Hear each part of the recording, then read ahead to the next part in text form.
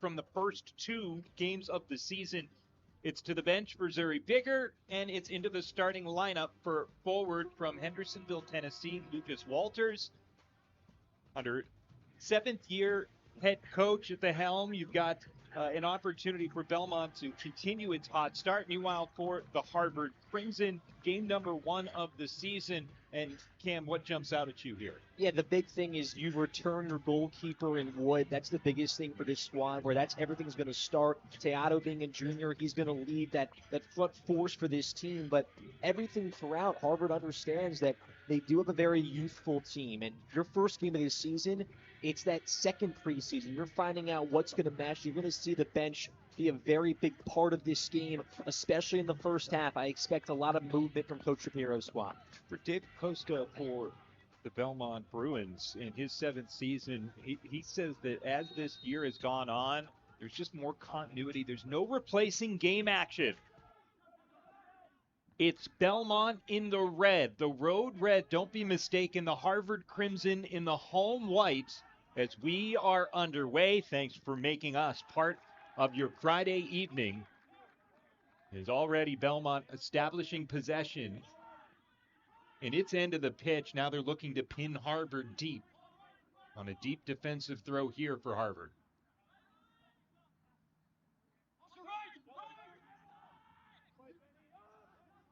One's knocked forward, and here come the Crimson. This is Sava, who has it taken away from him, and Belmont calmly works it back to Griffin Moore, and now all the way back to Grant Calvert in net. Belmont team that a year ago we highlighted 5 wins on the season, 5, 8, and 4, just 1 win in Missouri Valley Conference play. And for Belmont, that is a real good indicator of what they went through last year, where bodies just started to become fewer and further between for the Bruins as they simply tried to survive the 2024 campaign. And Coach brought up many different players in this team, Brad Dildy and Dylan Steely, 2-year captains. He said it could have been very easy for your upperclassmen to move on, battling a lot of injuries, but he has loved that this upperclassmen group has stayed and looking to buy in for a lot of high hopes this season that Belmont has in place. For Belmont, you saw that Dildy is in the starting lineup. The other name that you mentioned, Dylan Steely, is out for a 3rd straight game to begin the season, or at least not in the starting lineup. He has not yet appeared in a game for Belmont, but there is a thought that he's week to week still, maybe a little more than day to day, but week to week still for Steely, and obviously Belmont, a great start to the season, but also an understanding that very likely it's conference play that'll make or break this program coming out of the Missouri Valley. And what David Costa says is, as you mentioned, he could very well play in this game, but knowing it's your 3rd game of the year, it's non-conference, you're on the road, he likes what the team has done so far and doesn't mind waiting and holding on until they get to conference play. For Steely, that redshirt senior out of Hoover, Alabama. It's a program in Belmont, those of you maybe unfamiliar, based out of Nashville. Even head coach Costa said that, in terms of a recruiting pitch, how hard is it to get 20-year-olds to come down to Nashville? It certainly helps in the transfer market. And he even said, yeah, you got former players, recent graduates who are already cracking the music scene down there. So, there's no limit on what can be accomplished down at Belmont. And we were chatting with him as he was getting ready to take his team on the flight over here to Logan, and he said that in the airport there was so much music going on that it was enjoyable. Even on when we talked to him, Thursday morning? Yeah, so it was Thursday at 11 a.m., and there's still music, live music pumping around. Always. Yeah, musicians who would be the best local bands in most cities across the country are relegated to playing at 11 a.m. in an airport. First set piece coming up for Belmont. They instead choose to go short with it, curled into the box. A challenging header off the crossbar, kept alive, and then swept off the back line. Heart-stopping for Harvard as Belmont almost breaks through early. And now an aggressive play by Wood to prevent a deflection from going over the line for another corner kick. And now Harvard can exhale. And Utah Hata, the junior right there, really, really big clear. Just off that second attempt off the top of the bar to be able to clear that out. Almost had to bicycle kick that thing away, but a really good job there from Harvard just defending the middle of the box.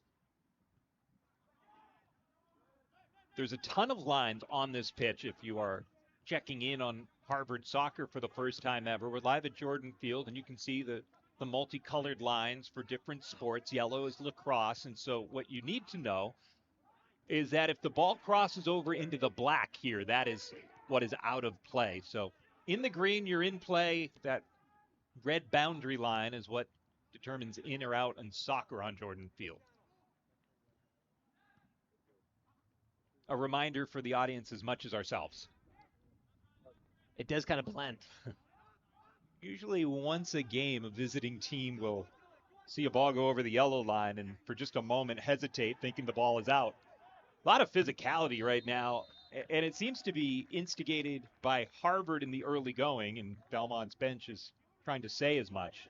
And the one thing we brought up before this game got going is just the energy for Harvard. There's not many games where you come out because you're fresh, the anticipation. You haven't played since November of last year competitive soccer, so they're flying. They're eager and ready to go. Yeah, there's almost a sense in a game that is the first game of the season against a team who has already played a couple that a couple of players for Harvard might empty the tank unintentionally early on just with all the adrenaline and just excitement to get that season started.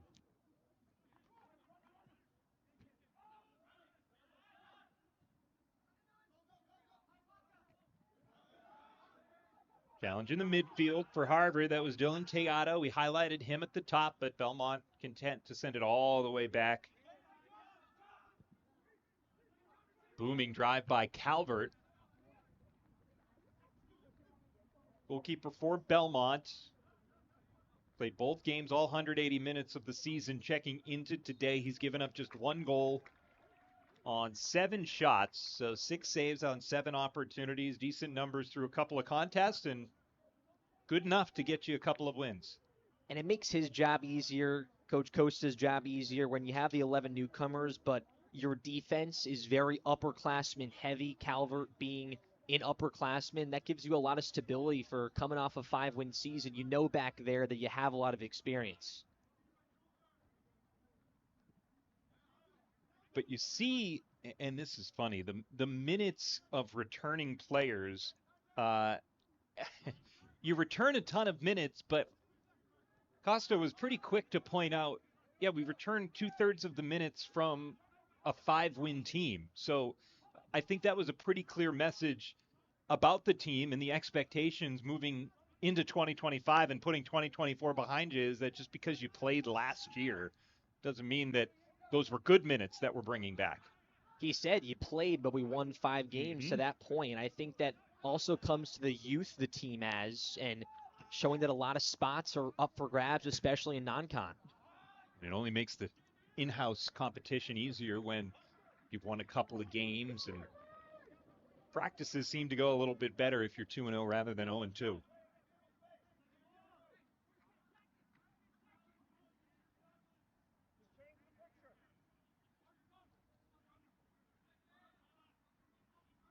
The other part of what we showed you there, not just the minutes, but Belmont scored just 16 goals last season. Harvard scored just 14 goals last season. Both averaged less than a goal per contest, which put them in the bottom percentile around the country.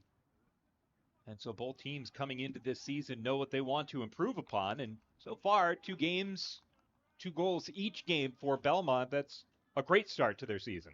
What I found it so funny from David Costa is he said that early on you see a lot of very organized defense and erratic offense with a lot of energy, and I think that can place what we're seeing here so far kind of into a perfect picture.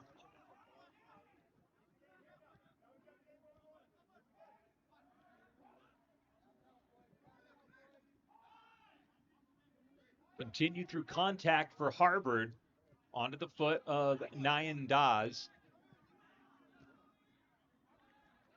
Harvard content to swing it on back. This game got underway an hour and 15 minutes later than scheduled because there was some rumored weather that was going to be blowing through at about 6 o'clock. There had been weather throughout the day here in the area, and that weather never materialized in earnest really since 6 o'clock till now.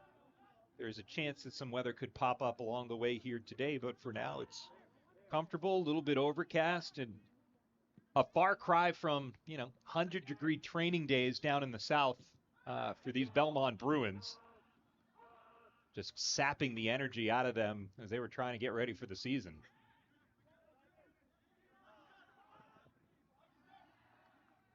Could be rain, though, the next 23 minutes. That's a factor that we definitely talked about during the Open. So full possibility for the game to get pushed back and more rain could occur. You said 23 minutes. Yep. 23 minutes. Thank you. We'll hold you to an extraordinarily specific number. Yeah, now it's on me. Mm-hmm. All right, so that's 7:49 Eastern. So keep an eye.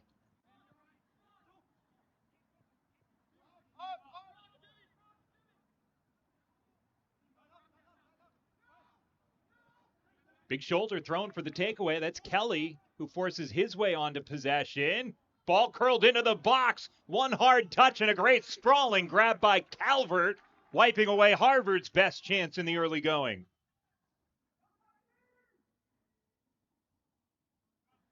Outstanding opportunity for the Crimson. And what anticipation there from Calvert. You're going to see his first step immediately diving forward. That's really good anticipation from the experienced goalie to come up top and make that save. Andreas Sava for Harvard with, if he could do it over again, just a lighter touch or maybe no touch at all and just try and one-time it.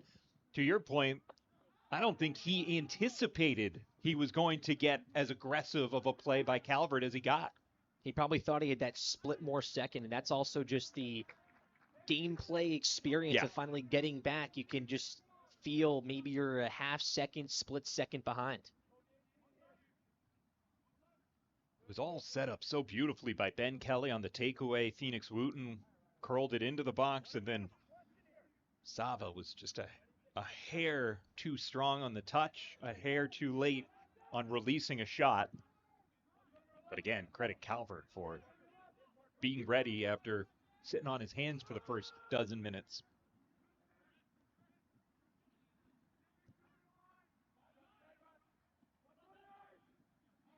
Now here come the Bruins.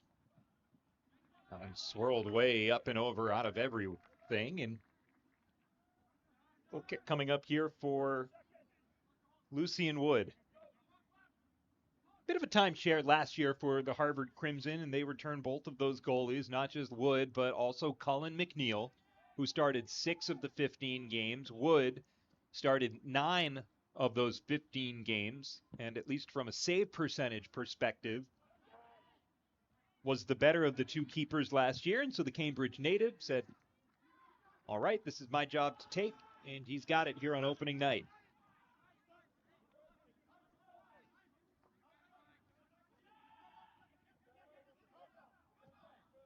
And that point, too, for the keepers that Harvard has, Wood being the starter, but Coach Shapiro made it clear Nick Willen is the backup at the moment with the injuries that this team's had, and understanding, quick contact there, that the job could very well be up for grabs. He wants a competitive competition throughout the non-conference play. Yeah, it was, to your point, very clear in saying he's our guy, while also very clear leaving the door open, saying he's got to play to keep himself in there. Absolutely. Centered, low, Calvert squeaks through him, and it's cleared out with a booming right foot. Another good opportunity, but Harvard can't cash in.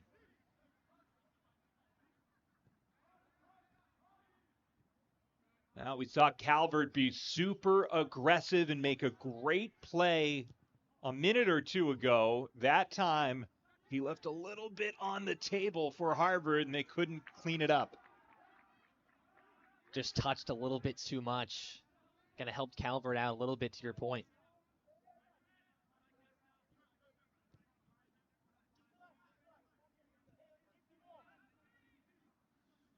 This is a Harvard team that last year finished 3-4 in Ivy play, which is a step back from the previous year where they were 3-1-3.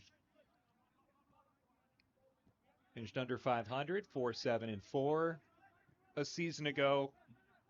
Preseason picked 6 out of 8 in the Ivy League. There you go. Everybody looking up at the Penn Quakers, who finished 7-0 last year. They entered the NCAA tournament, the Quakers did, as the number 6 national seed. They had a great season, representing the Ivy League all the way until they were knocked off by the upstart UMass Minutemen, who made a surprising run to the Elite Eight. It was a UMass team that knocked off not just number 6 Penn, knocked off number 11 Virginia, and had a real strong effort against the Denver Pioneers before bowing out.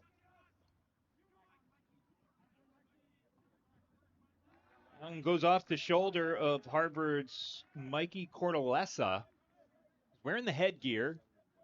It's a freshman getting the nod from day one, and in someone that gets that start, and those are the expectations for him. It's a freshman class where he is certainly one of the guys that came in with a little bit on his shoulders. And there's high hopes for that class as well to make a step up, and it's always exciting when you get a group that is as hungry as this one.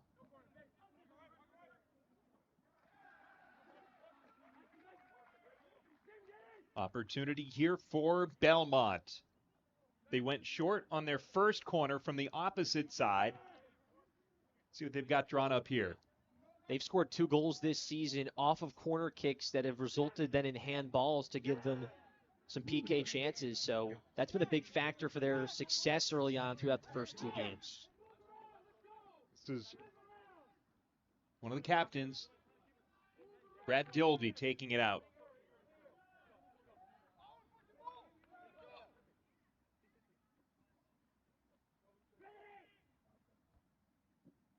With the left. Punched over the top of the crossbar by Wood, and Belmont got a beautiful service. They'll do it again. Wood kind of felt it right there with that right hand and almost looked like just a big man down low in basketball swiping that away. It was directly right at him, crossed so much inside that he just batted it out.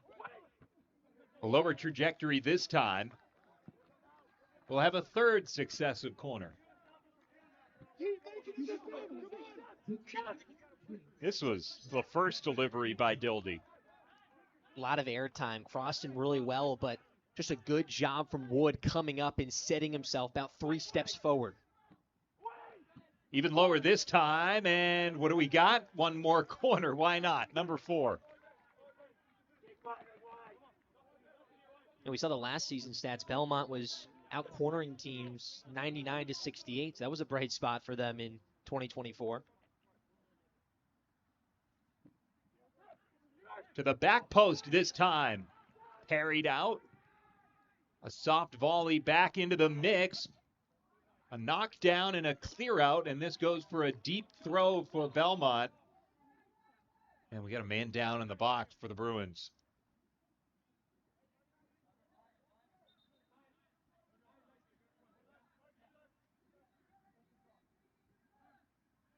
Looks like it's Jimmy Mark, the player down on the Belmont side. The forward out of Houston, Texas in his redshirt senior year. Athletic trainer Grace Kunesh heads on out to have a look at him.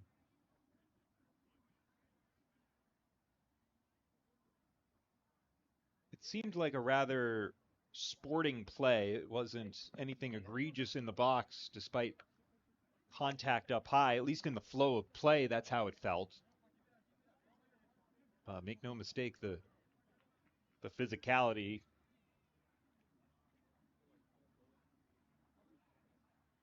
Just about 18 minutes in. I wasn't sure there if Cortellessa, when he was clearing that one away, if he was tangled up on that initial kick with Jimmy Mark. That's what initially looked like it happened.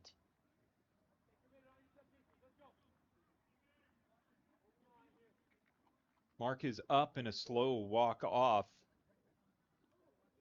And you'd imagine that holding his head that he's going to be replaced here coming off.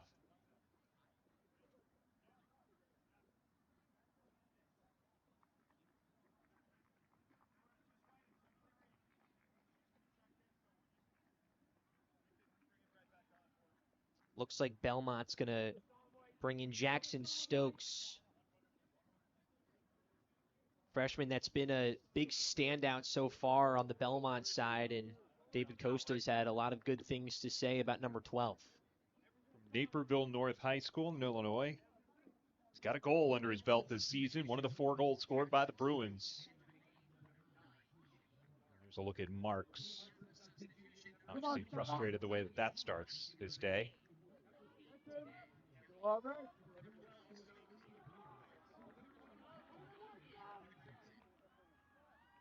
It's the throw coming about 15 yards up from the stick here for Belmont.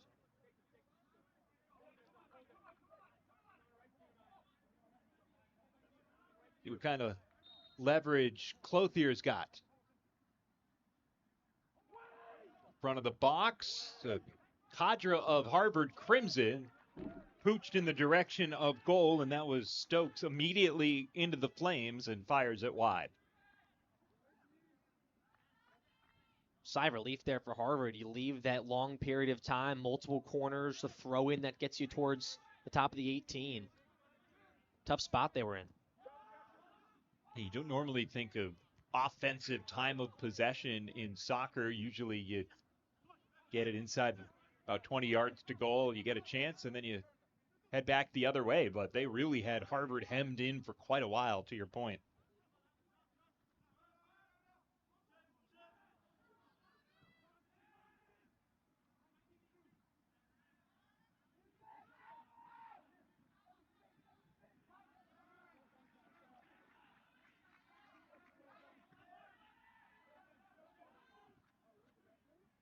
Crimson looked to build as each team with, frankly, 2 pretty good opportunities so far.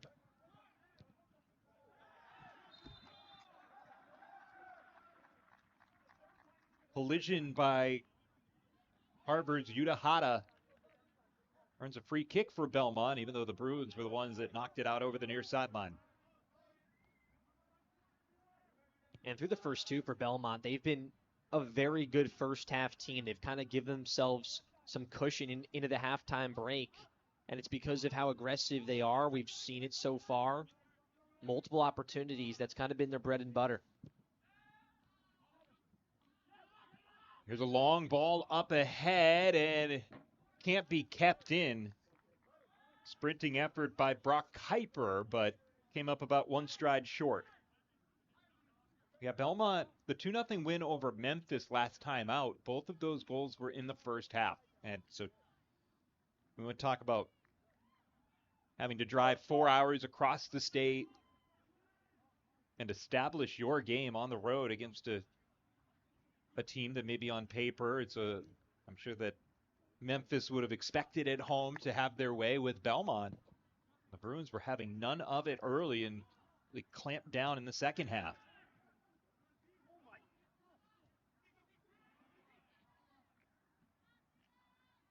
Why is he not blowing that? Why is he not blowing that? Seemed like on the near side for David Costa of Belmont, that collision that was just saw at midfield, one player going up top, he was questioning that there should have been a foul called against Harvard. Didn't get one.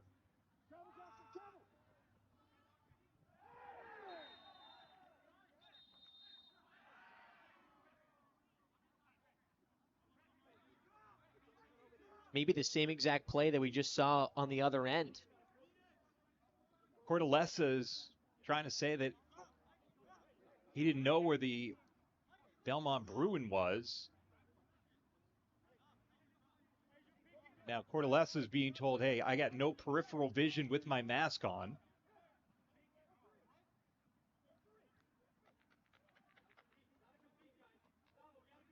That was Forbes. We mentioned him during the pregame, the top player on this Belmont side. That might have been him as well towards midfield, but tough spot when you're both going up for the ball and that vision you talked about. But both plays have gotten very aggressive from Harvard towards Belmont in that category.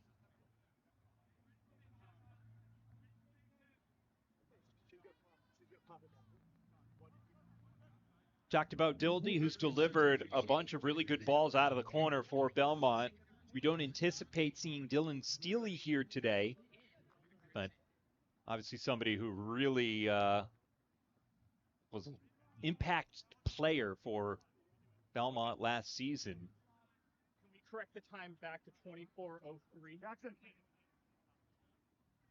With the stoppage, we're going to add over a minute back onto the clock, 24:03. And for Belmont, it's Parker Forbes who is being tended to on the near sideline, just outside of your picture.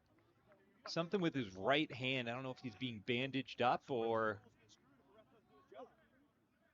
He went up so high that when he was coming down, it was that right hand that fully hit the ground first. His right pinky finger is dislocated. That's your answer. And they are trying to put his right pinky finger back into place. What an eye you got.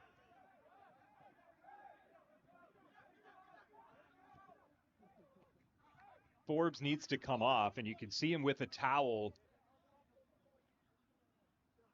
Yeah.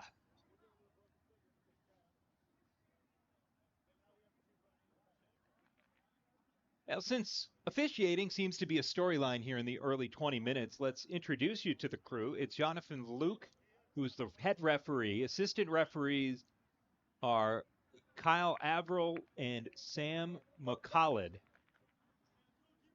And Forbes is coming off. Like you identified, though, he went high into the air and came crashing down on his right hand and immediately started shaking it out. He was the one that went up over the back of Cortellessa. Belmont thought it was an undercut. Cortellessa tried to plead that he didn't have peripheral vision.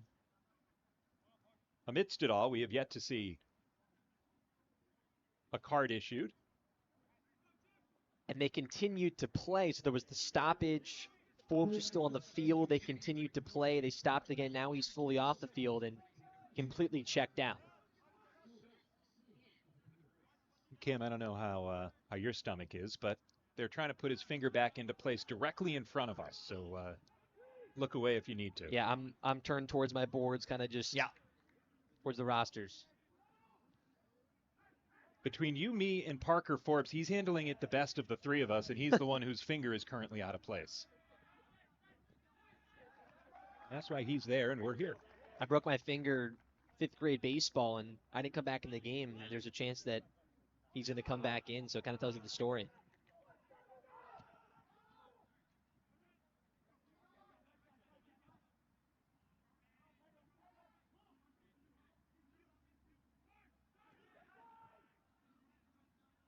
Chipped over the top. Pretty good pace here. Centered, and Wood with a good read after a whole lot orbiting this game over the last 10 minutes of real time. It feels like maybe both these teams can kind of re-engage and sink their teeth back into this one.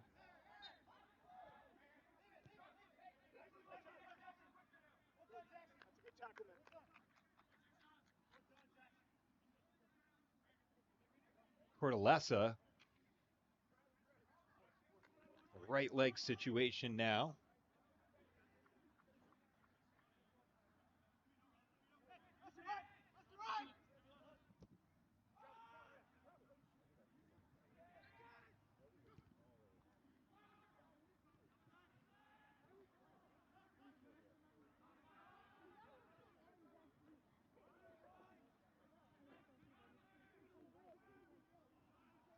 Attempt on a dummy run down the far side by Sava. He was the one that may have had the best opportunity in the early going for Harvard. I'd say 2 good opportunities for the Crimson. 1 ball off the crossbar for Belmont already, and then another corner kick that had to be punched over the bar by Wood. Nothing finding its way in yet. Offside flag is up. Harvard disbelieving, and it's Belmont going the other way. That was very close there. Teato got flagged for it. That was very close call on that far sideline.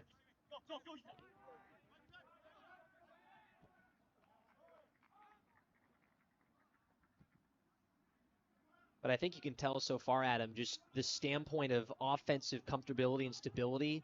It seems like Belmont, as we've talked about, they've played their first two. It's clear that Harvard's playing their first game just from being comfortable on that end of the field. Right, even though a couple of opportunities have popped up for the Crimson, it feels like the continuity and the ability to possess longer is certainly in favor of Belmont to this point.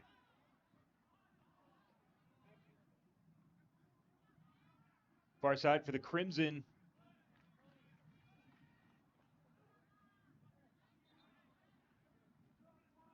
Harvard's Xavier Tani is ready to check in.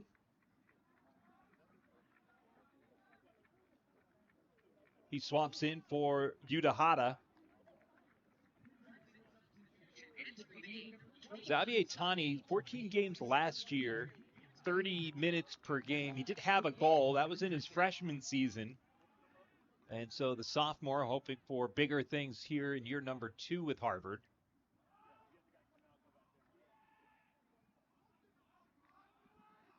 Back to goal, now squared up.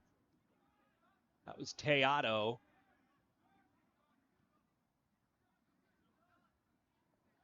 Teato taken down. Play on for Belmont.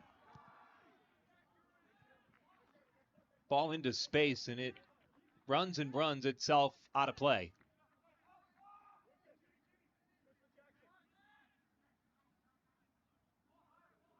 Two tackles for both sides that could have gone either way, but you feel like the way the aggression has gone, the officials are letting them play through a lot of bang-bang tackles, but that one looked clean on the far side. And Teato was pleading for it, but didn't even see like the officials flinched at that. That's Cortellessa as he takes a tumble. Mixing it up with Lucas Walters. Pooched forward. And a continued carry here for Daz. To the left flank, takes the shoulder and earns what's a glorified corner kick here for Harvard. A year ago. It was limited action. It was 6 games for Langerbahn. 4 of them were start, so obviously a priority guy for Harvard a year ago.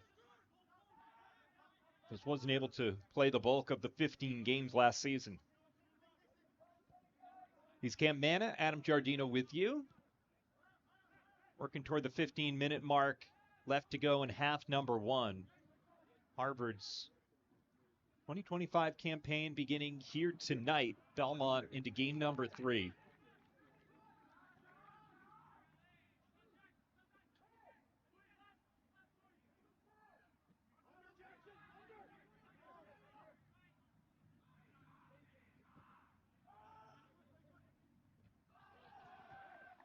And it's Kelly that hits the deck for Harvard as he collided with Clothier. The Harvard women began its season 5 days ago on Sunday, losing 2-1 out in Amherst. Game number 2 for Harvard's women's program is getting close to its finale here tonight. Fairfield with a 2-1 lead over Harvard down in Connecticut. That's under 10 minutes to go.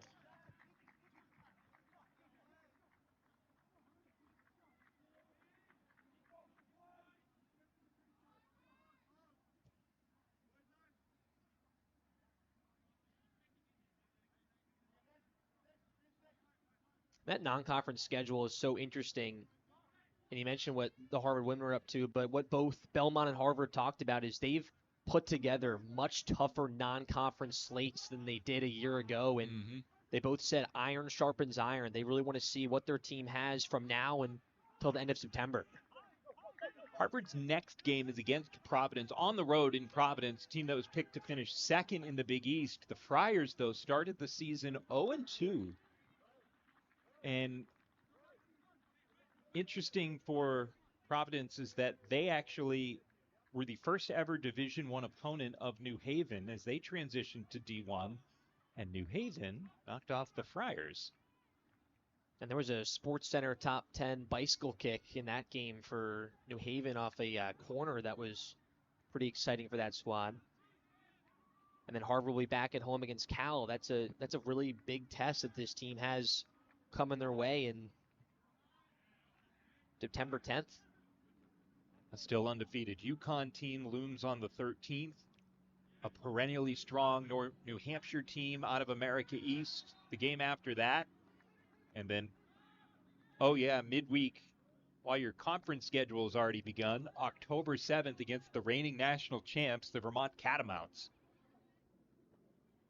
Harvard's going to find a lot out about itself between now and then, that's for sure.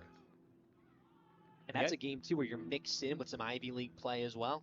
Yeah, and the Ivy League has two teams ranked inside the top 25 at this juncture. Cornell 22, Penn 19. We mentioned that Penn finished number 6 in the country in the regular season last year. So there's a lot of top heaviness in the Ivy League this year with those two teams.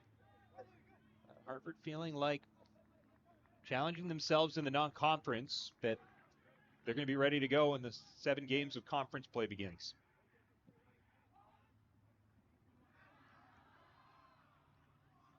Swept back to the middle. From the left flank, Cortellessa shot denied. Good step in by Luis Pena. And Pena there does a really good job feeling what Cortellessa wants to do. That quick hesitation towards his left, comes back right. Nice block towards the top of the box.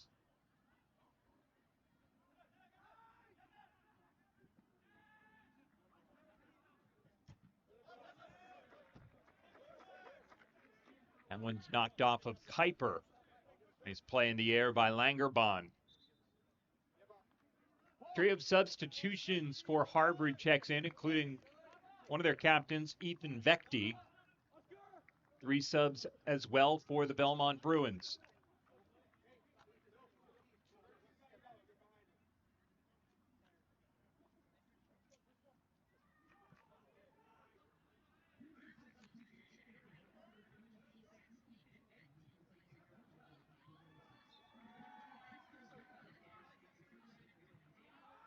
And Christo Velikin coming in for Harvard, one of those 2 walk-ons.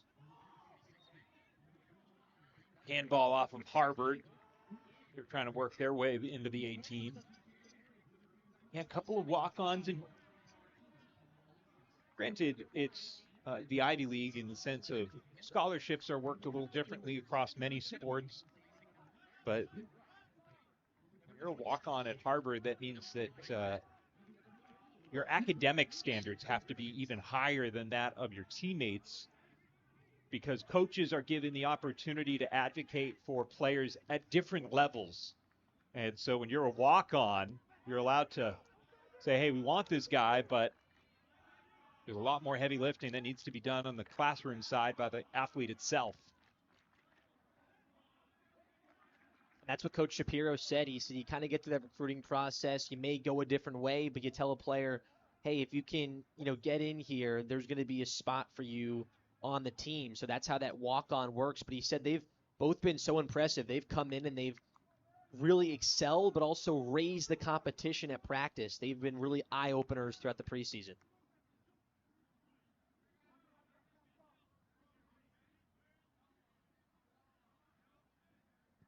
So far, shots favor Belmont 4-1. Harvard's yet to be credited with a shot on goal. 2 shots on goal for the Bruins.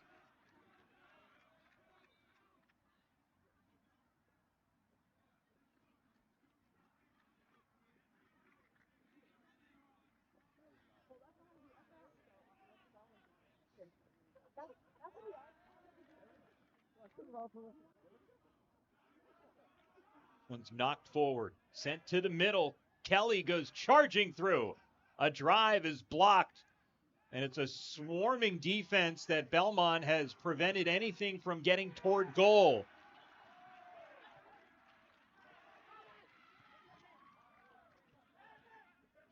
Here comes Harvard on a counter. Instead, it's Belmont back the other way. And a push from behind on a momentary play on. And a yellow here.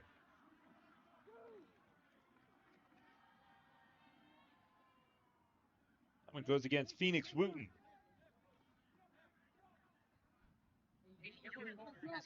True bend, don't break right there from Harvard.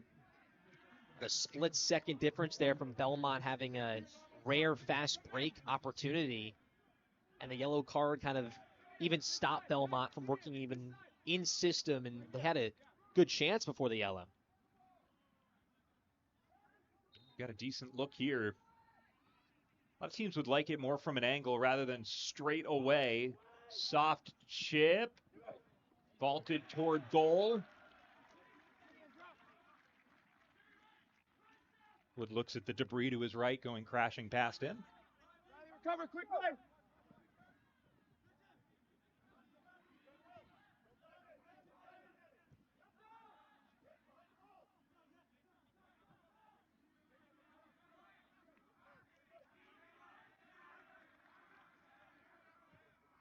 A strong touch. And Belmont corrals it.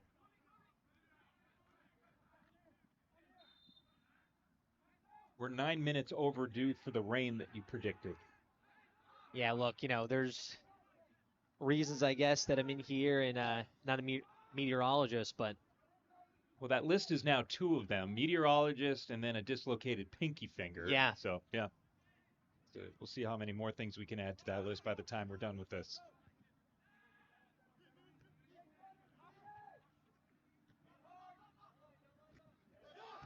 As much as we joke about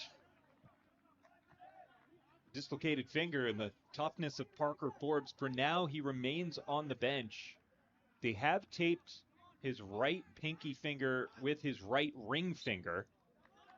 And so that appears to be how they're going to operate with him moving forward, at least here tonight. We see him in the second half. That's how he'll look.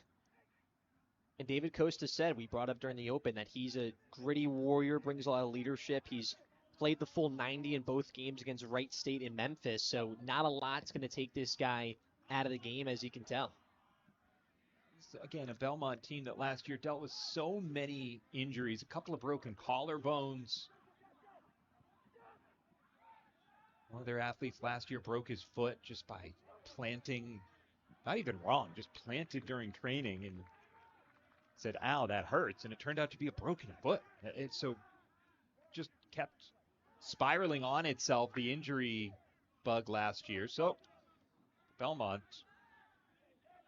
nothing unusual trying to work around some pieces who they're used to being in the game.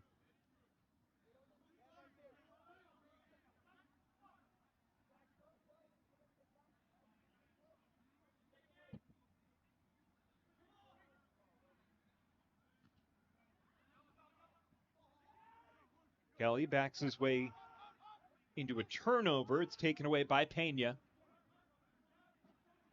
Fed over to Dildy on the far side.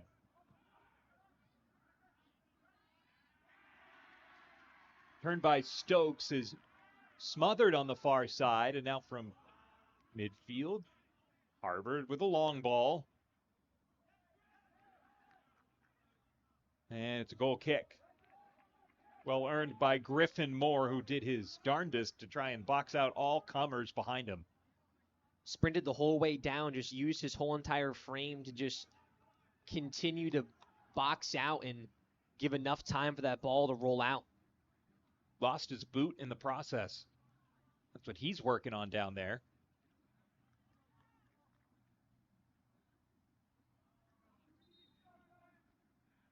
Been a first half with a lot of different things that have been thrown the way in the opener for the Crimson. I've seen a lot on this field so far. Dislocated digits, wardrobe malfunctions, a couple of yellow cards, both of those assessed to Harvard here in the first half.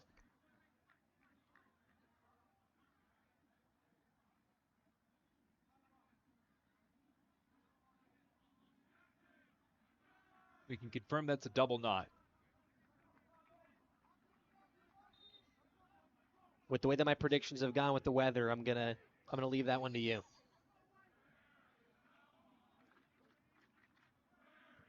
Thanks to our entire ESPN crew here today.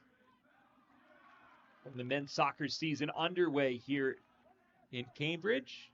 He's Cam Manna, Adam Giardino with you. Weather has been downright perfect for late August in New England.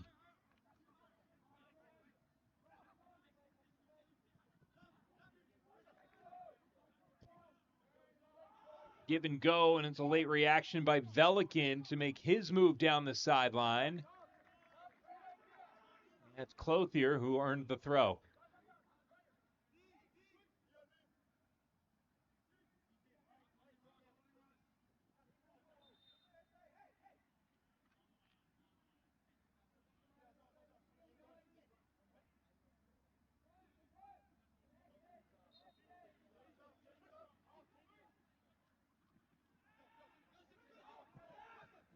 By Schlegel. High ball vaulted back by Langenbahn.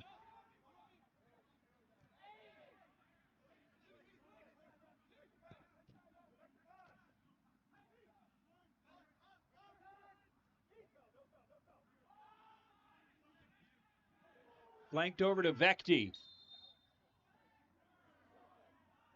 A big old shove down at the opposite end by Pena, but they bring it back. Set piece regardless for Harvard.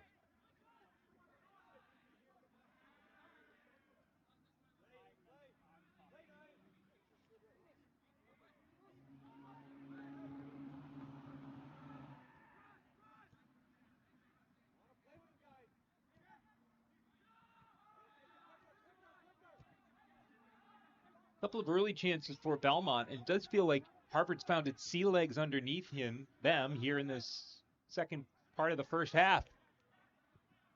Centered with the left leg and smashed over everything. Goal kick coming up here for Calvert. Seemed like Harvard there may have just got away with a handball before this cross. That's what Belmont wanted, may have clipped the wrist. Doesn't lead to a goal, but that one very close and sigh of relief for Belmont.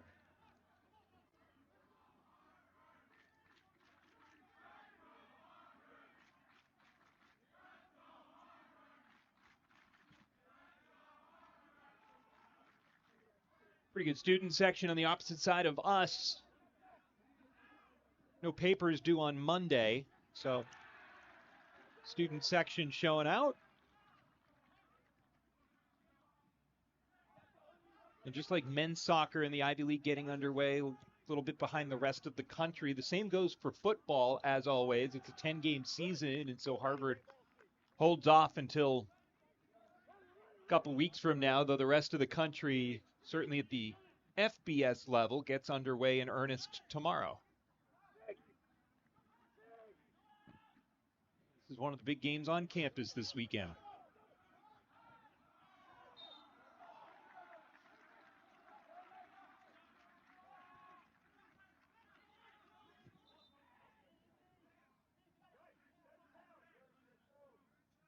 On the sideline, David Costa is saying to his group to just settle down, reel in some emotions over the final 2.5 minutes of the first half. It feels though it's the final 2.5 minutes of the game. Based on the intensity that you're feeling right now, it almost feels like Harvard's like, oh, is this our last possession? It's still the first half.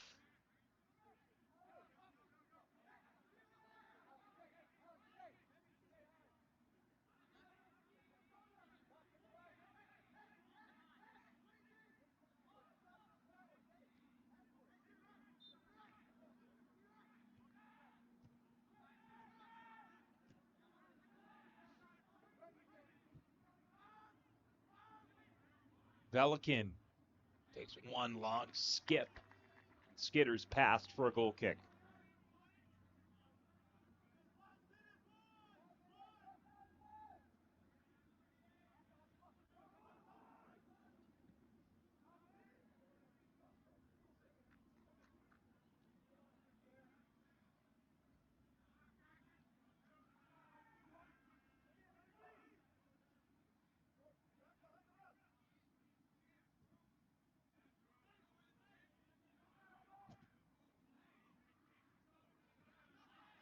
The goal kick, a little too tall for the Crimson, and Calvert, another aggressive play as we work toward a minute to go in this first half.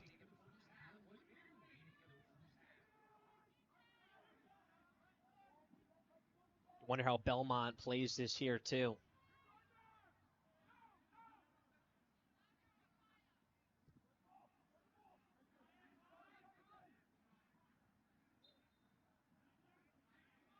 Seemed like they wanted one more chance at it at the opposite end. Now Harvard will take a few more seconds and make sure they leave only enough time for themselves here. And it's been that first half you expected. Both coaches talked about it too. Evenly played, defensive-oriented, high intensity. 20 seconds left. Wood leaves nothing to chance and bombs it into the air as we roll under 10 seconds to go in the first half. No help from the sideline. Scoreless first 45 minutes from Cambridge as Harvard and Belmont find themselves even at the half. And a half, too, that's brought a lot of intensity so far. You felt Belmont early on playing two games, their intensity. They had such early chances. They've led in the chance department, but the Harvard defense has held on so far. 5 corners for Belmont. Chances off the corners. Chance off the crossbar. The best look came just under a couple minutes in, but we're scoreless at the half. The top of the box.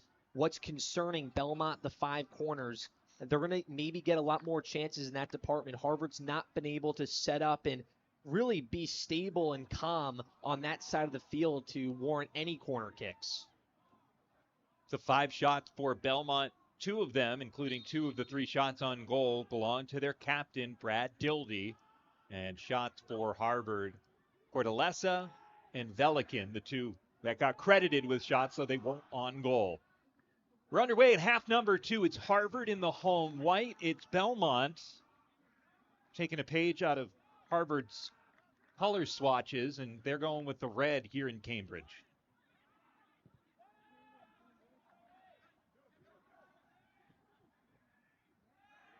Kept in momentarily, and then Walters juggles it out. And an update for Belmont, Parker Forbes is out there to start the second half. So with the taped up right pinky and right ring finger, Forbes, he's a gamer. Give and go is clipped out, albeit momentarily, for Harvard. Backside, that's Alex Castell.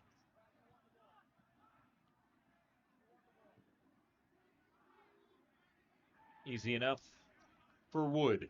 As Lucian Wood has come up with stops on a couple of chances so far against Belmont. Again, someone whose numbers were neck and neck with Cullen McNeil last year, and those 2 seniors this year really pushing each other through training, even though that it's Wood that comes out with the start.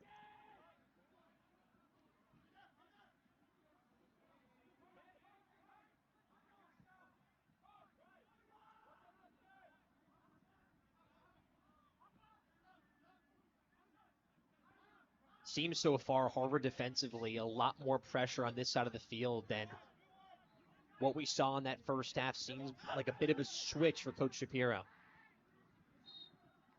Bit of a hip check thrown and a lecture being given to Christo Velikin.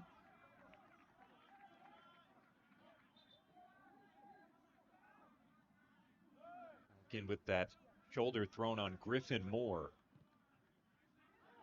Two cards in that first half, belonging both to Harvard side of things. Here come the Bruins. cheeky drop pass, and the heel flick doesn't connect.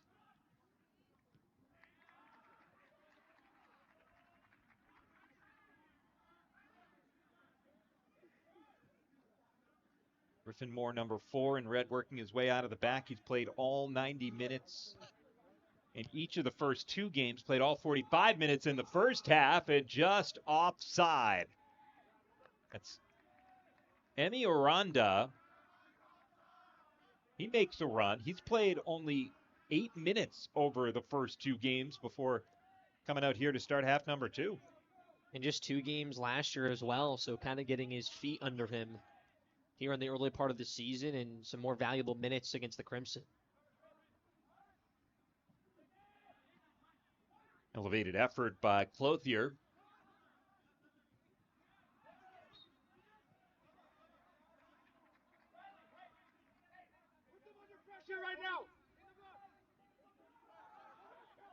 The physicality of Harvard certainly seems to be a notch higher than Belmont, and the fouls will reflect it. Harvard with 13 fouls to just 7 for Belmont. The Cards are 2-0. And Belmont's sideline right there, pleading towards their team, put some pressure on them right now. They've really had Harvard on the ropes to begin here in the second half. Straight to goal. Wood is able to come out and put it in his purse. Walters trying to run onto it.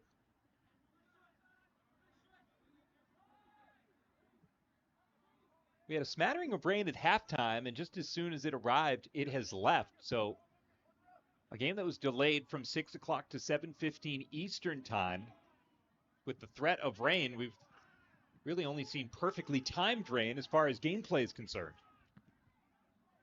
That rain came in 23 minutes after the 23 minutes that I put down on my promise sheet. Horseshoes and hand grenades, Cam.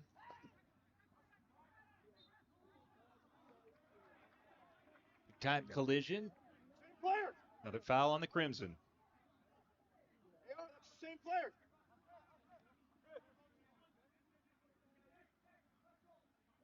That's the old saying, close only counts with horseshoes and hand grenades. You got that okay. But the thing is, I didn't feel like I was close. No.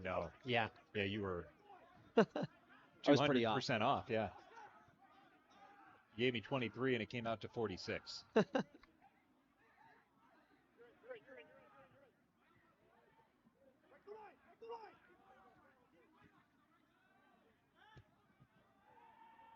This sends Oranda on a run as he jockeys down that far sideline. Harvard able to keep it in and not concede the corner kick. And now it's flicked out wide over to Forbes. He can't trap it in, and it's Harvard.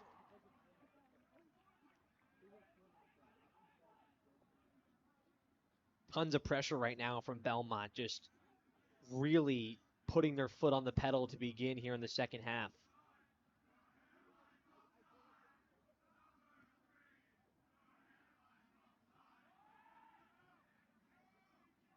And at a certain point, Belmont is the more experienced team, just with 2 games under its belt, and this being the season opener for Harvard. And we saw that over the first 15, 20 minutes in the first half.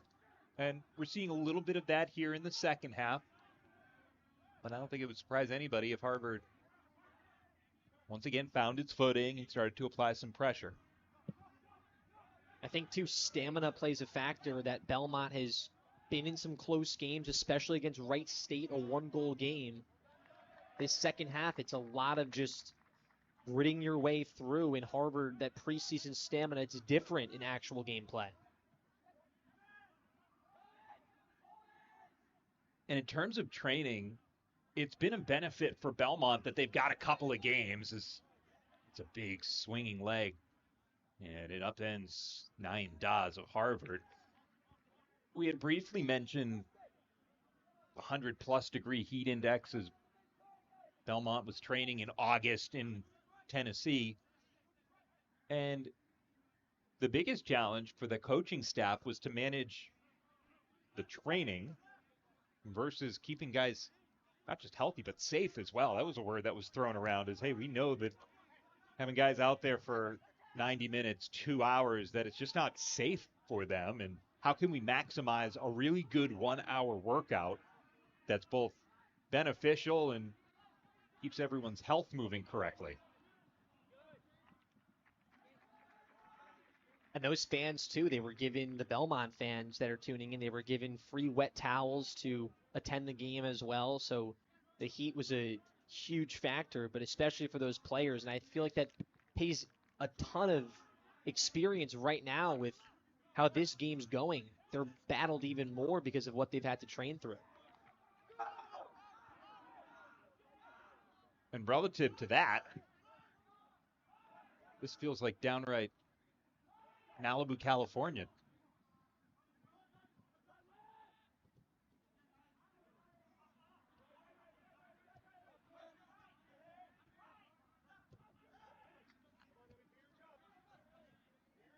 Beautiful chip back by Khosravi. He's somebody that, for Harvard, senior defenseman from McLean, Virginia, played upwards of 70 minutes of contest last season, as someone who is going to factor in for at least that many minutes a game this year, probably more. Here is Khosravi. His shot denied. And it heads to the corner. And it is a corner kick coming up. And it's Clothier once again being able to track this thing down. He's made two very impressive defensive plays on that end, two big blocks, and just being able to track that backpedaling, getting right there towards the 6. Very impressive job.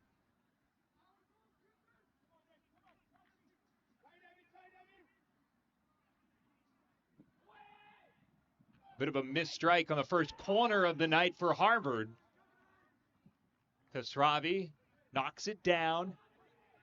Belmont steps up the back of its line. It's a false step. A trailing shot. That one's denied. As the tide has subtly turned here in the second half. Drew Lobley was the one that got this big shot off and just couldn't get it through. Not the same replay. Now it's Griffin Moore doing the same exact thing for Belmont. Moore's a big part of an experienced defense that Belmont brings back. Here's a better service, and that one's aired over the crossbar. The look was Christo Belikin who came in.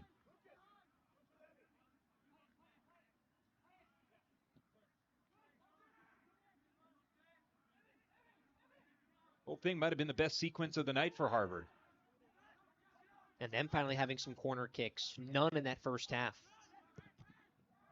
Khosravi, opportunistic. Over to Velikin. Khosravi chips it back.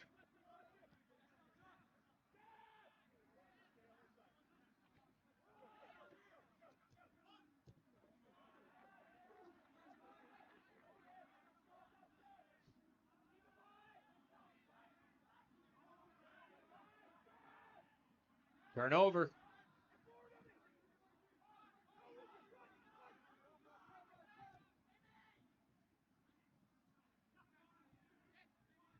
Swarm of Crimson take possession back. Belmont grabbing it back here.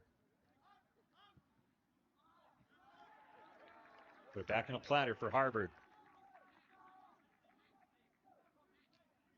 Again, this is a Harvard team that finished a year ago 3-4 in the Ivy League, which was tied for 4th. Penn, Cornell, Princeton, then Brown.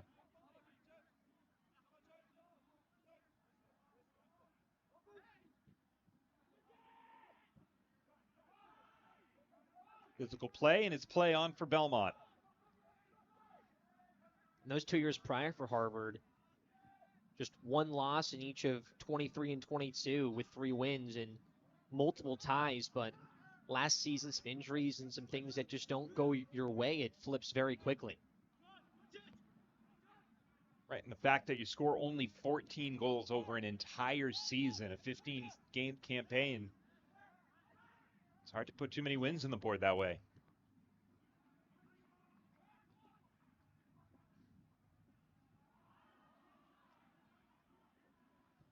Sent in. Wood with the save and doesn't give even a glimmer of a rebound. That was one of those, Cam, that as much as they were looking for a goal, they might have just been looking for a slight bobble in the box. Yeah, this cross just comes in very low, and actually a really good chance the way that it just came off the turf, and Wood doing a really good job reading it, diving to his right, got his full body in front of it to avoid that bobble, as you alluded to. So when needed, Wood has done what he's needed to. Khosravi's done a nice job, number 2 in white for Harvard here in the second half, of applying pressure, maybe feeling his oats a little bit more in the second half of the opener.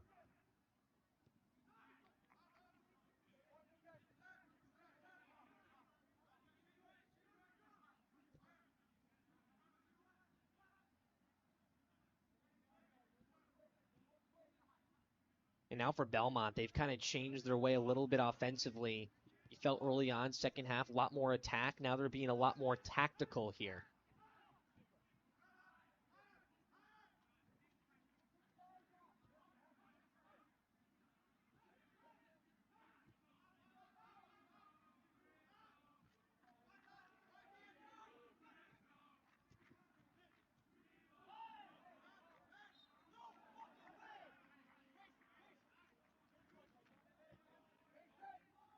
Takedown from behind by Khosravi. Matchup between a couple of teams that basically, when the rubber hit the road, it was Harvard that petitioned for an extra game week. They got it approved, but it was a little later in the process, and so took some doing to look around the country and find an opponent that would either be willing to travel up or Harvard might consider traveling down. That's how this thing came to be. Nothing too much trickier than that. Major banana ball swung way out.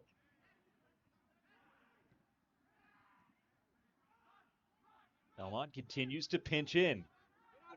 Switch near side.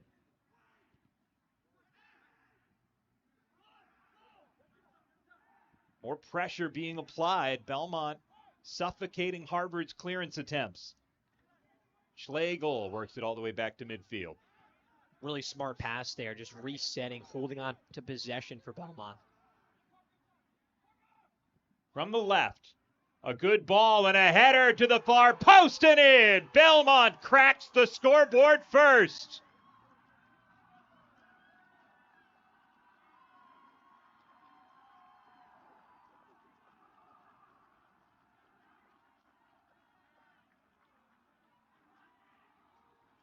Couldn't have tucked it in much cleaner inside the far post. Lucian Wood has been great all night long, but this is a ton of ground for him to try and cover. Just a beautiful cross, right place, got some help from the post on the near side. And how about the reset, too, from Belmont? Resetting that thing and being able to bring it exactly to this spot, and just what a feed. Brock Kuiper gets the goal. His second of the season. His first in the flow of action. He's got a PK goal this year. But 6'5", that's a good target to be on the receiving end of a feed. And even though he won't get credit, Oscar Huff, the ability there just to bring that back towards midfield, give Belmont possession, that sets up that beautiful pass to lead towards the goal.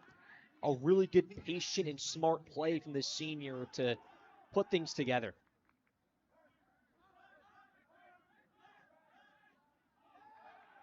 The pendulum has swung first to Belmont in the second half, then to Harvard, and now squarely back to Belmont as they've got a lead with under 30 minutes to go.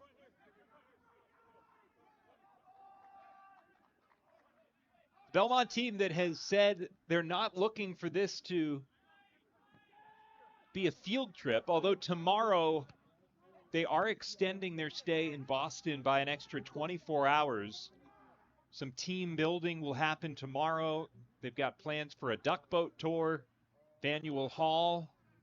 We'll see the team eat a meal there, and then tickets to the Red Sox game tomorrow night. So no better way to enjoy a day off at the start of a semester and improving your record to 3-0. So far, at least you've taken one good step in that direction if you're the Bruins. Then we asked Coach Shapiro when this matchup comes to Nashville in about 2 seasons what their trip will be like. And he mentioned that this matchup coming together being an unusual one, first time ever, just the travel, but it would be a nice Belmont trip to close this thing out. A lot of time to go, but team bonding was the biggest part of what Coach Costa brought up this early on in the season. So it's Friday night, day tomorrow, fly home Sunday, and it's a relatively quick turnaround. Obviously, we're at the stage of the semester where classes haven't really kicked up in earnest. No exams to study for yet, although they're on the horizon. And it's a Tuesday home game against Bellarmine for Belmont on the other side of this. So that's what's coming up on Tuesday against a Bellarmine team that's looking for its first win of the season.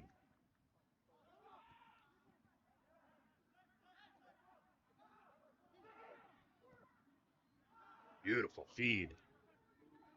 Right wing. Tani feeds the box. It's swept away right back to Xavier.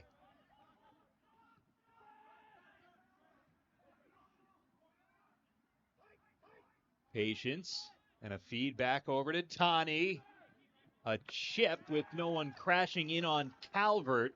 Ben Kelly was in the neighborhood, but that was a little too tall for him.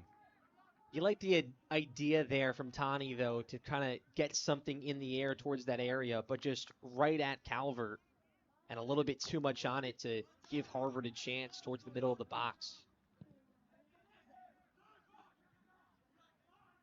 Unless you think that Harvard has sat around and waited for a trip to Nashville in 2 years to get out and stretch its wings, don't feel too bad. Harvard spent 10 days overseas this summer in terms of team building. And sure, Cambridge and Boston are nice. Broadway and Nashville also nice. Lake Como in Milan also sounds pretty good. Lake Como, they checked out AC Milan. They took on the U19 programs out there, including AC Milan. Went to Dusseldorf, Germany. Said it was a little mix of organized team bonding, sightseeing, but also an opportunity for guys in clusters to go off and grab dinner by themselves, away from the coaching staff. Get temporarily lost at times throughout the beautiful European landscape. To the back post. That one's boomed out.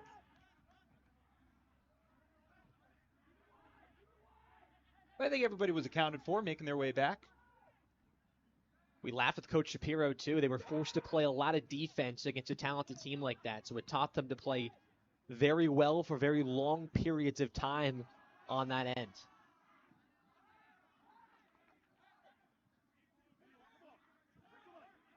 Collision back on the far side of the field. Both players get up. They're okay. Yeah, he was unwavering in the fact that AC Milan's U19 program was the better group. They had the ball for more than 50%. AC Milan did, and like you said, it teaches you to withstand and then pick your spots maybe on a night or a game where you're a little overmatched or you just don't have your A-plus effort. And there's something to that over the course of a long season. You're not going to be at your best every night. And I think, too, for Harvard, you go back to last season, these are the type of games, 24 to go in the second half, you're down. It tells a lot about what your squad has. Belmont would love some insurance. That header goes sailing high and wide.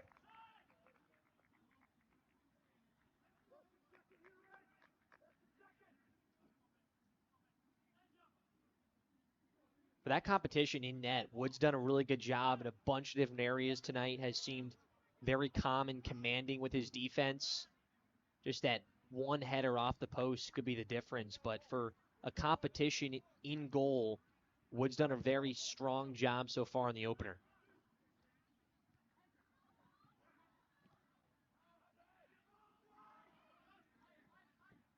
A little bit more legs under that one for Dildy, the captain.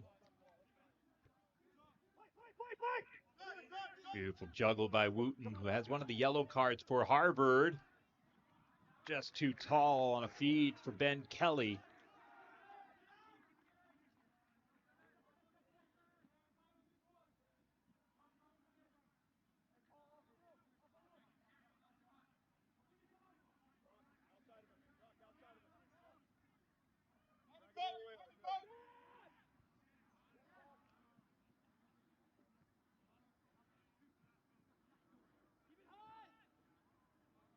Kelly set up beautifully here.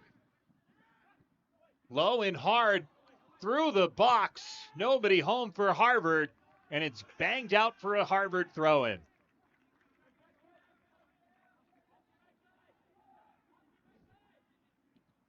Strong pass just comes up a little bit too low and far, and skidded pass to give Belmont a nice clear, forcing that throw in.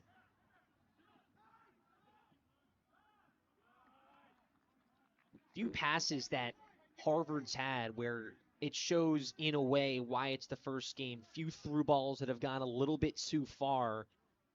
At times they've been a little bit antsy on this side of the field, and that's what you expect.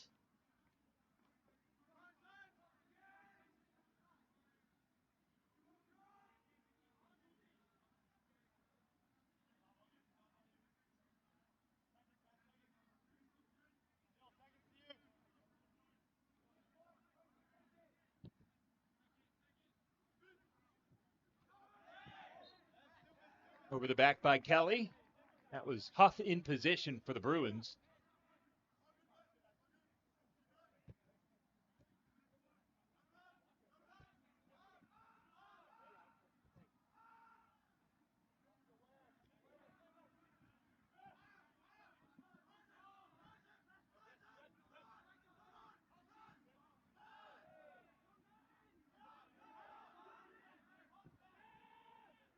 Attack press being thrown by Harvard.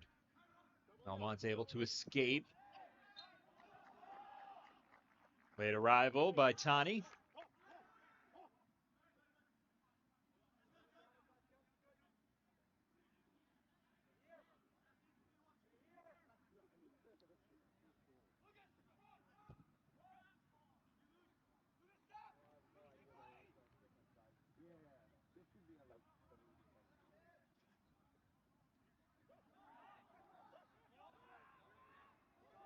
Sure seemed like it was going to be a Belmont throw. Instead, it's given to Harvard.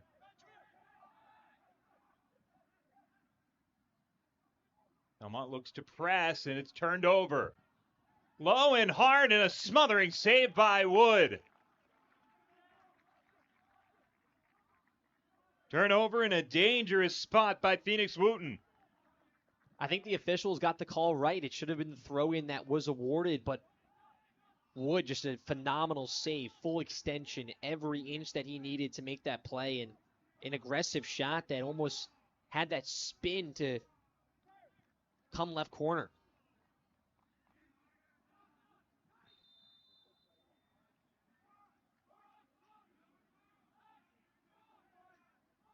It was a late whistle, waiting to see what Harvard would do with possession, and they get the restart way behind the play.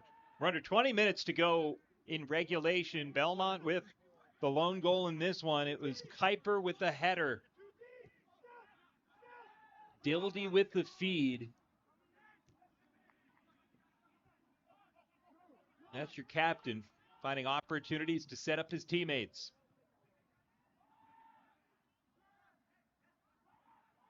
It's a Belmont team that scored 16 goals in 17 games last year. They have 5 goals in the first 3 games of 2025.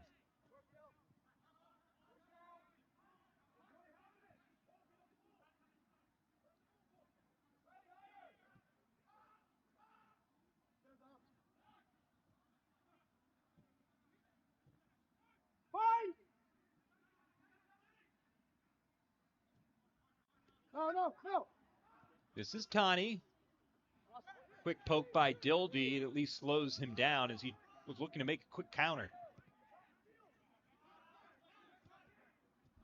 And Belmont right now is, that clock's their best friend. They're allowed to play this tactical brand of soccer. Their passing has been much improved here in the second half, and it helped them put together that only goal. I don't think you're playing 4 corners, drag out the clock specifically, but your sense of urgency is certainly much less.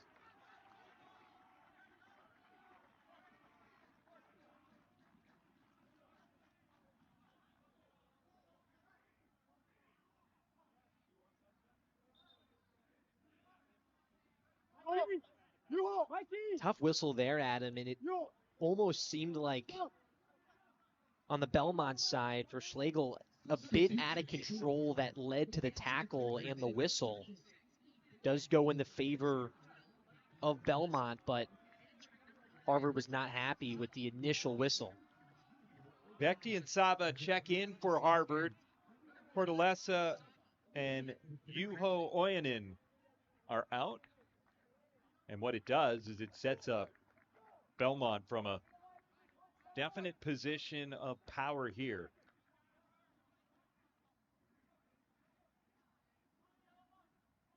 Dildy, a left foot headed away. Forbes with a re-entry. Knocked away. Wood couldn't come up with the clean grab. It was Mark that was in the area, and it's he who is tracking back on the ball.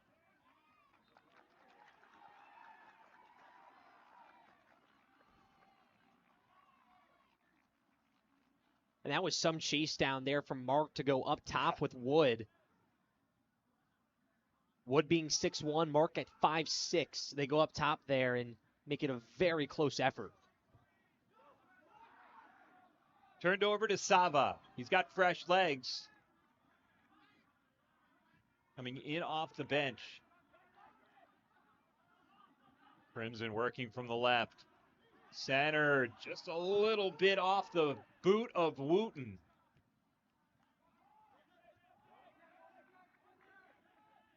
Harvard shouldn't have one eye on the clock yet, but opportunities like that where you're not able to build further, that was trending in a good direction for Harvard.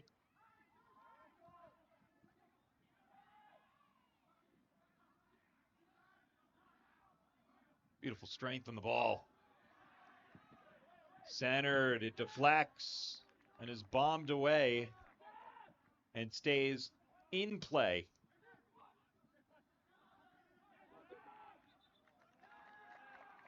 Goal kick, Belmont. Belmont's Nate Meaford checks in.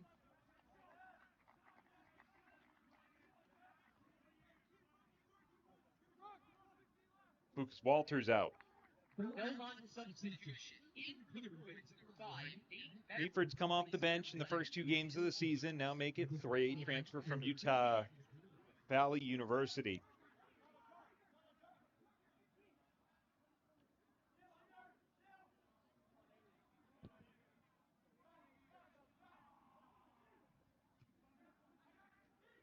Settled by Kelly.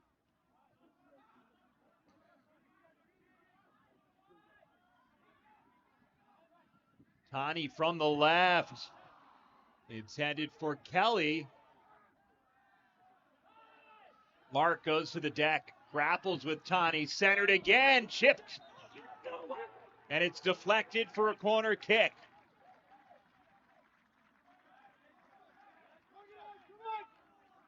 This one awfully close. Mark back and forth defensively. Harvard kind of wins the battle, and they flip this one in. Awfully close there. Almost looked like it might have been out on Teato in Harvard, but just clipped from Belmont. Saba, poorly struck, swept away easily.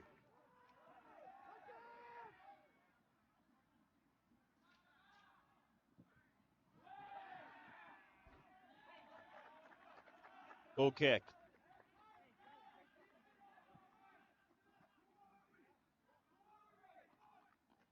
Now those opportunities continue to slim down, and Harvard's type of idea really changes here and how much more they have to play an aggressive brand. You've seen Belmont, so much passing in midfield, very tactical. Harvard doesn't have the luxury of doing that here with about 13 to go.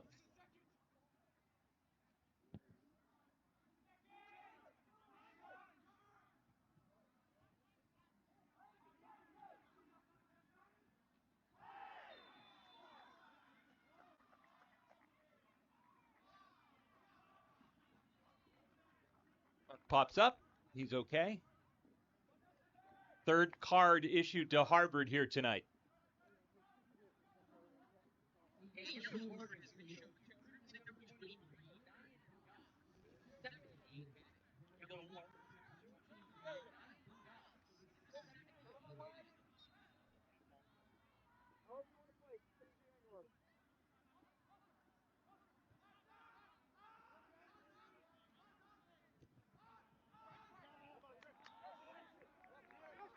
A little bit better pass sought by Griffin Moore. Couldn't connect with Dildy. The conservative pass was the smart one there, and then just one that got away by the Belmont bench.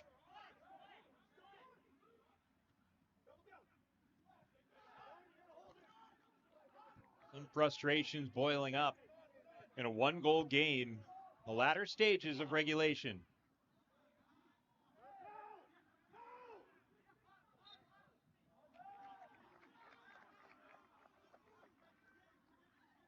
More frustrations shown.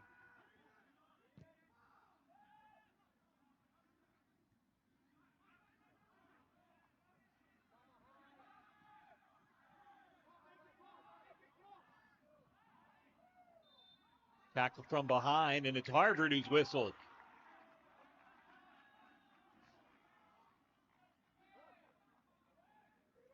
A few of the Belmont players and Coach David Costa telling his team just kind of take a second and relax, because the one thing you don't want here is a costly foul on that side of the field that can give Harvard a big chance. Even though it was Mark that came away and ended up getting the call, it was a challenge from behind. He got the ball, but it's a razor's edge between successful and not on that kind of challenge. And it's a great play by Mark.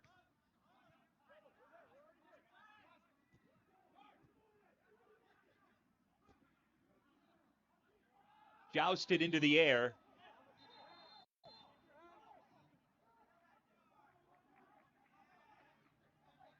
First card going against Belmont. That was Paul Nielsen.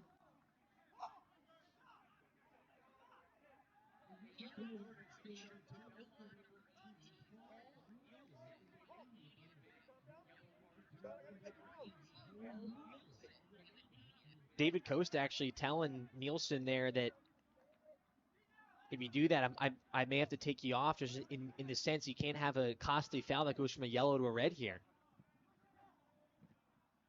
Swept away. Yeah, motion's going to play a big role in the final 11 minutes of this one.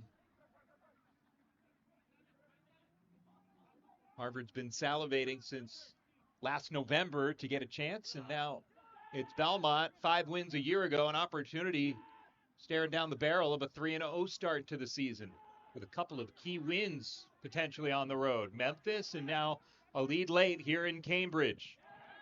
Too much. Goal kick.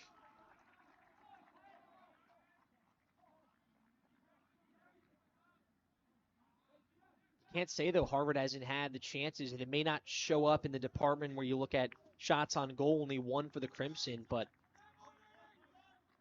Few different set pieces that have just gone too far for the Crimson. Just too much eagerness off the foot.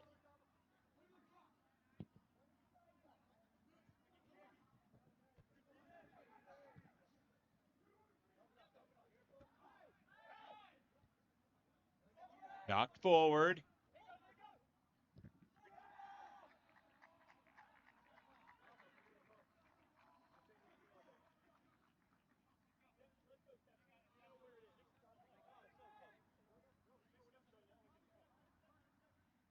Belmont soon to have a substitution. Jackson Stokes, who we saw in the first half, standing next to his coaching staff.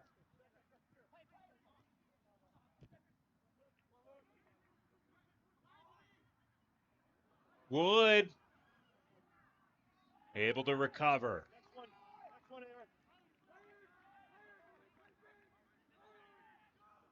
He almost lost himself for a second, too far towards the box, and thankfully Mark's header didn't go too far. Wood was able to retreat back. Now here's a chance for Harvard. A settle. A shot speared out of midair by Calvert. Teato. Not to be. Almost felt like here Teato kind of going back and forth here, deciding who was going to pick up the initial ball, and then got just too corralled towards the corner on that near side.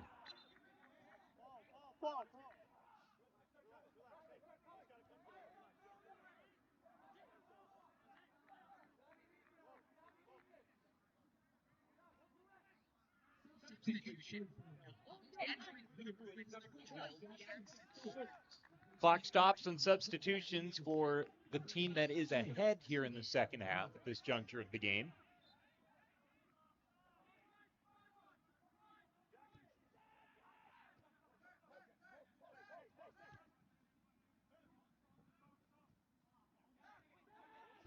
Saves the team from ahead from just continuously subbing down the stretch to try and eat clock.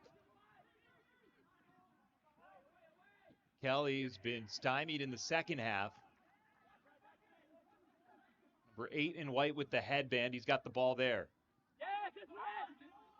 Stays with Harvard, deeper into the offensive third.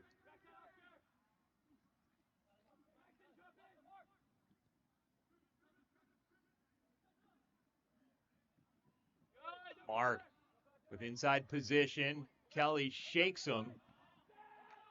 Fed into the box.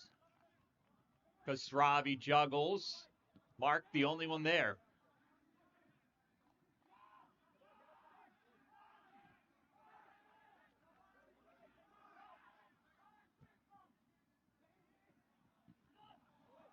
A trailing pass, a missed fire. Swung wide to Tani, and it eludes him. A little hot to handle from Wooten.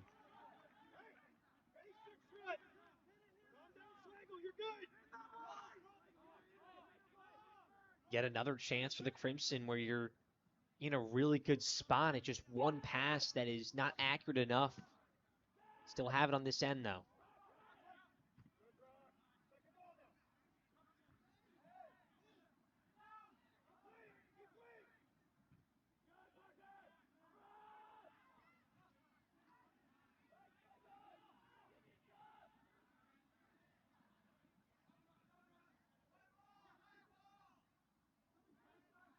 Throw down the far sideline. Goal kick.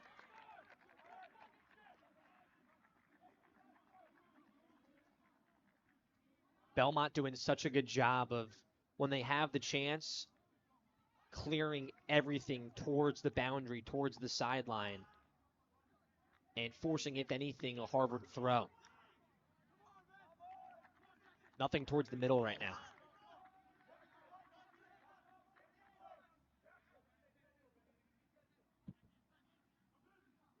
Harvard, you imagine you won't have more than maybe 2 or 3 more cracks at this at most down the stretch.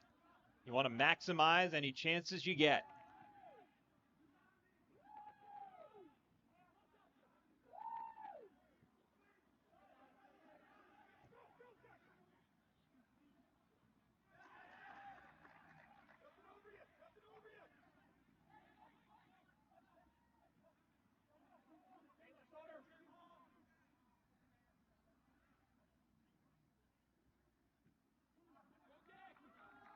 Corner kick coming up for Harvard.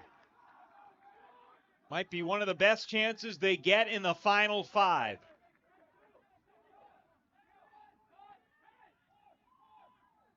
This is Wooten. Looking to set up an equalizer. To the back post. Cleared away. And another corner kick for the Crimson.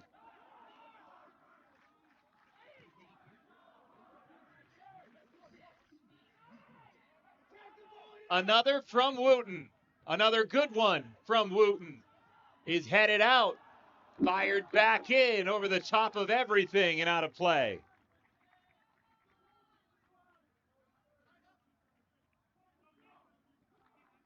Six corners for Harvard, all in this second half.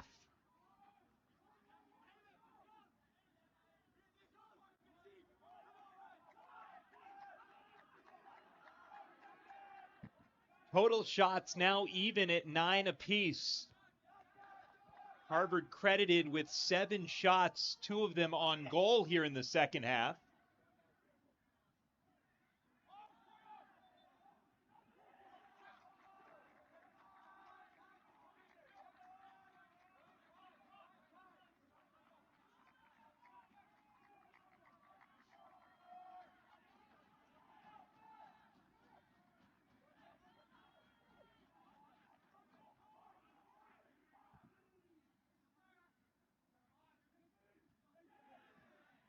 Knocked forward.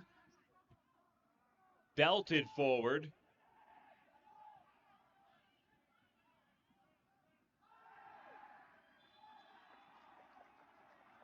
A foul in the far end of the pitch as the clock continues to run.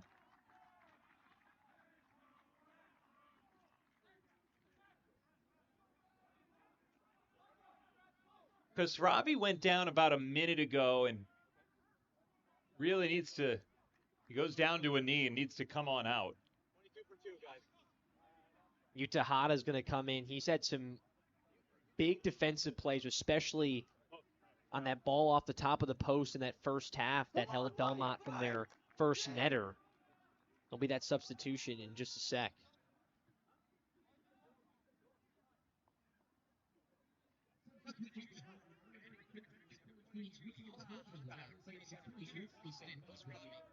Clock back to 2:54, please.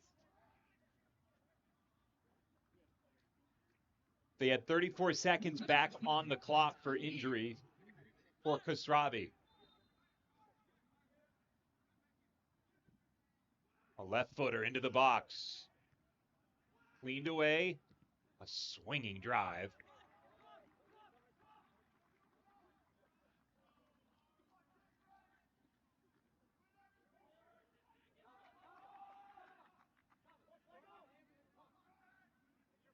Not much left for Harvard to do, but then go full court press here.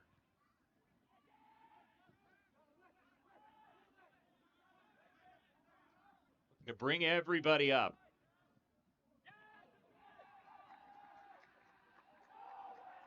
Last touch by Mark on his bicycle kick attempt.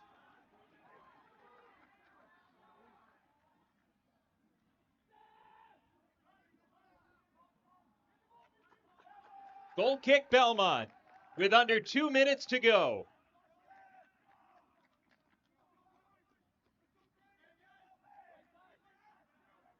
Best chance Harvard has here is just really bringing a press and aggressive defense and hoping for another corner kick at some point or a put together opportunity. But we've talked about aggression all night. You're going to see a lot here from Harvard.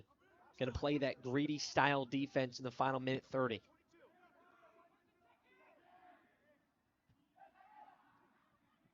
Knocked forward.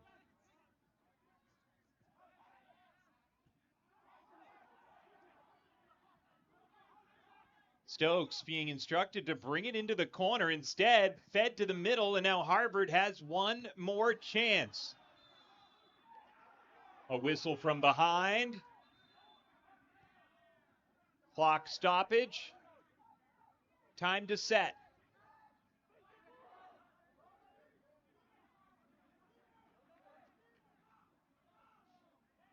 And with the clock stopped, this allows Wood to come on up.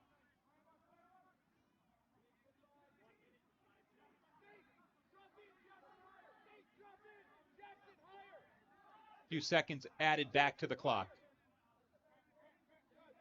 105.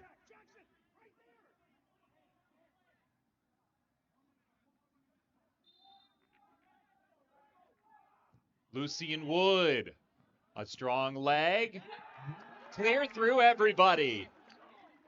Belmont celebrates with an exhale as the clock winds under a minute to go.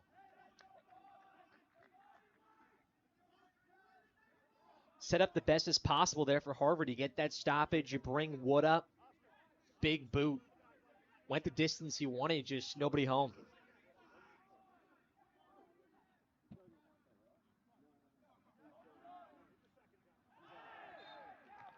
And another foul, this one on Harvard. Even less urgency here for Belmont.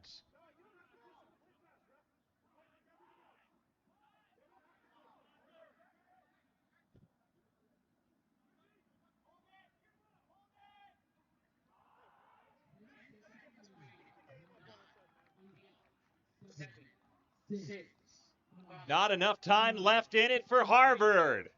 The Belmont Bruins come on the road. And they're up to 3-0 on the season.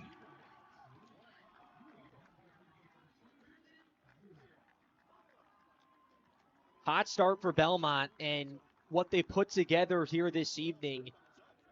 You could talk about all the opportunities they had, but really coming together in that second half, kind of changing their brand on the attack, and a defensive battle where Belmont just did a little bit more than the Crimson to close out.